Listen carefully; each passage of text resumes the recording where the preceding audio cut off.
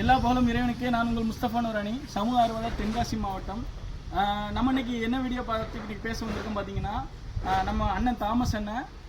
இவர் ஒரு மாற்றுத்திறனாளி. அவருக்கு கால் இது எல்லாமே கொஞ்சம் ஊனமாக தான் இருப்பார்.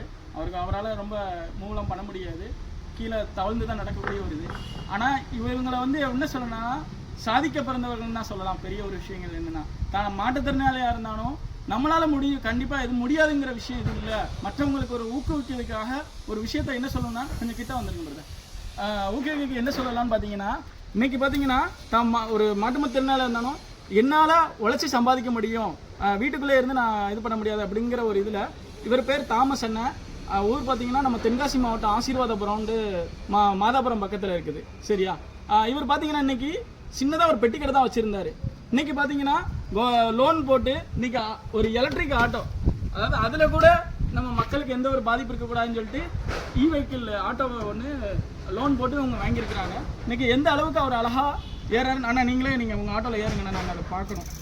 மெதுவாக ஏறுங்க பார்ப்போம். அவர் எந்த அளவுக்கு இது பண்ணுறாருன்னு பாருங்கள். இது வந்து நம்ம மற்றவங்களுக்கு ஒரு மோட்டிவேஷனாக இருக்கணுங்கிறதுக்காக நம்ம இது பண்ணுறோம். லைட்டாக பாஸ் பண்ணிக்கிறீங்க, பாஸ் பண்ணிட்டு அப்படியே அதுக்கடுத்து ஏறதா இருக்குது பார்க்கணும்.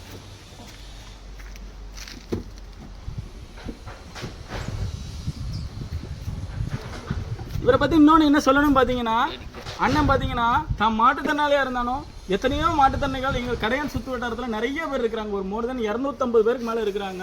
அவங்க ஒவ்வொருத்தரையும் உண்மையிலே கஷ்டப்பட்டு தேவையில்லாத அதாவது தேவையுள்ள நிறைய மக்களை வந்து கரெக்டாக கண்டுபிடிச்சி அவங்க அண்ணன் இவங்களுக்கு உண்மையிலே இவங்களுக்கு உதவி தேவை அப்படின்னு தான் மாற்றுத்திறனாக இருந்தால் அடுத்தவங்களுக்கு நம்மளால் முடிஞ்ச உதவி செய்யணும் அப்படின்னு சொல்லிட்டு அதே செய்கிறாரு. அவங்க மனைவி பார்த்தீங்கன்னா அந்த நிற்கிறாங்க. அவங்க பேர் விஜயா. அந்த ஆட்டோ கூட நம்ம பேர் வைக்கல, அந்த பேர் கூட அவர் மனைவி பேரில் தான் வைக்கணும்னு நினச்சி அவங்களும் ஒரு மாற்றுத்திறனாளி தான். சரியா? அவங்க ஒரு சின்ன பெட்டி கடையில் தான் வச்சு இப்போ அவங்களும் இருக்கிறாங்க. அண்ணன் இங்கே வாங்கினா உங்களை பற்றி ஜஸ்ட்டு சின்னதாக ஒரு இன்ட்ரடக்ஷன் பண்ணுங்கள். நீங்கள் உங்கள் குடும்பத்தை பற்றி லைட்டாக சொல்லுங்கள். அண்ணான்ட்ட பேசி காட்டுங்க. என்னுடைய பேர் இஸ்ரேல் தாமஸ். நான் தென்காசி மாவட்டம் கடையம் ஆசீர்வாதபுரத்தில் வசித்து கொண்டிருக்கிறேன். நான் ஒரு 18 வருடங்களாக ஒரு சின்ன பெட்டி கடை வச்சுருந்தேன்.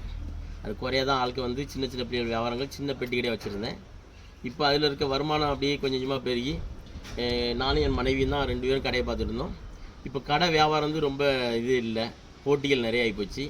சரி அப்படின்ட்டு ஒரு பேங்கில் ஒரு லோன் போட்டு இந்த வண்டி வெஹிக்கிள், இந்த வண்டி ஆட்டோ, பேசஞ்சர் ஆட்டோ வாங்கியிருக்கேன். இது வந்து இப்போ தான் வாங்கியிருக்கிறேன். முஸ்தபா அண்ணன் வந்து நாங்கள் கடையம் பகுதியில் ஒரு 300 மாற்றுத்திறனாளி இருக்கும். கடையம் சுற்றாரும் தென்காசி மாவட்டத்தில் இந்த பகுதியில் உள்ள மாற்றுத்திறனாளி அவங்களுக்கு என்னென்ன தேவையோ அவருடைய நண்பர்கள் மூலமாக எல்லா உதவிகளையும் முஸ்தபா அண்ணன் எங்களுக்கு செஞ்சிட்ருக்காங்க. எங்களுடைய மாற்றுத்திறனாளி ஒவ்வொருவருக்கும் என்னென்ன தேவை என்பதை பார்த்து செஞ்சிட்ருக்காங்க. எங்களுடைய மாற்றுத்திறனாளி அனைவருடைய ஆசீர்வாதங்களும் பிரார்த்தனைகளும் முஸ்தபானுடைய நண்பர்களுக்கும் அவங்களுடைய குடும்பத்தினருக்கும் எங்களுடைய ஆசீர்வாதம் கண்டிப்பாக இருக்கும். நாங்கள் தினமும் அவங்களுடைய நண்பர்களுக்காகவும் முஸ்தபானனுக்காகவும் நாங்கள் பிரார்த்தனை செய்து கொண்டு இருக்கிறோம். நானும் இந்த ஆட்டோ இப்போ வாங்கியிருக்கேன். நீங்களும் எங்களுடைய குடும்பத்துக்காகவும் இந்த ஆட்டோ நல்லபடியாக ஓடி அதனுடைய கடன்களை அடைக்க நீங்களும் என்ன செய்யணும், எங்களுக்காக பிரார்த்தனை செய்துக்கோங்க. நன்றி. ரொம்ப நன்றி. நான் உங்களை சந்திச்சது. நன்றி. முஸ்தபா நூரானி, சமூக ஆர்வலர், தென்காசி மாவட்டம்.